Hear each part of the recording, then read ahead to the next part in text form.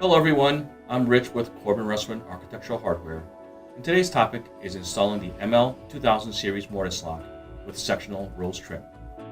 We will be installing the ML2055 with lustre levers and A roses.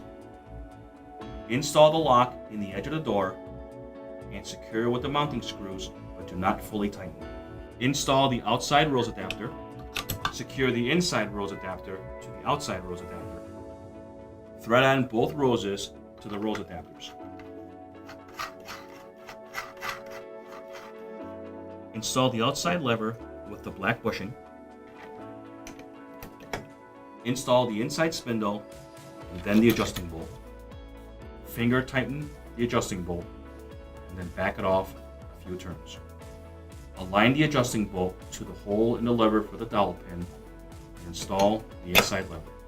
Install the dowel screw into the hole in the inside lever and then fully tighten. Finish tightening the mounting screws. Thread the cylinder in until the collar is tight against the door and the plug face is at the 6 o'clock position. Install and tighten the cylinder set screw. Install the faceplate